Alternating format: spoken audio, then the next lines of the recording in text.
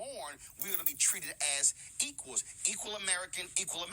So in your worldview, are you saying white folks should be treated as a greater American than if you're black or Latino or Asian or Native American? At this point, I want white people to have the same rights that all other people do. The fact is, all white folks don't have. All institutions, in terms of legal rights, yes, everyone has the same thing. In terms of what institutions are actually doing, absolutely no. White people do not have the rights of minorities. How so? In what? I'll go into it. In terms of federal hiring, absolutely. Federal hiring is geared towards not hiring more white men. Stop. Hold on. Say it again. Federal hiring. Let me ask you a question. How many white men in the United States Senate? That's not federal hiring. No. Answer my question. How many white men in the United States Senate? I don't know the exact number. It's more than 80%. Sure. Okay. How many white staffers? See, you said hiring. That's hiring, correct? Right. How many white staffers in Congress? A lot. A lot. Define a lot. I don't know. It's in excess of 80%. So please show me how. No. It's federal hiring. It's federal hiring. So are you saying? No. Hold up. That's federal hiring. So I'm trying to understand something here.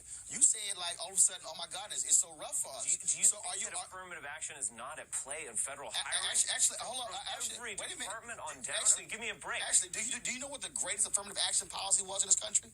Slavery? No, that wasn't affirmative action. Okay. That was free labor. The great affirmative action policy in America was the GI Bill. And do you know who benefited from the GI Bill? White people. Your grandfathers. Yes. You know who did not benefit from the GI Bill? The same black folks who fought alongside in World War II, who also bled for this country, and when they came back. So when you talk about affirmative action, that is the greatest affirmative action bill in the history of America.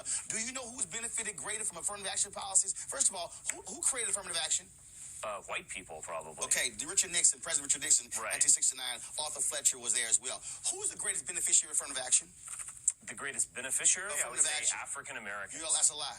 Okay. Do you have a girlfriend or wife? Yes. Is she white? Yes. She's the greatest beneficiary of affirmative action.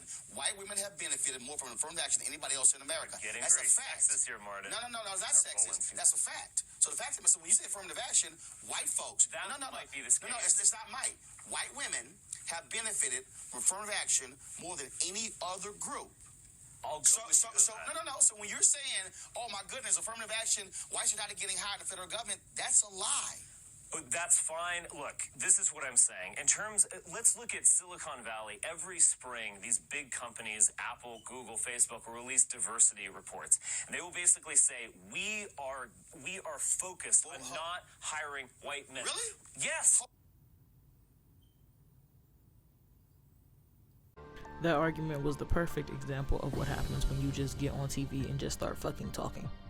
Like, I don't understand how you prepare to go on national TV and you know you're gonna have a debate about what you're talking about and you just don't prepare yourself.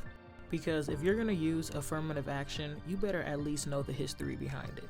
Not just get on there just like, it's a war. It's a war against white people. It's always somebody that's trying to spin the agenda.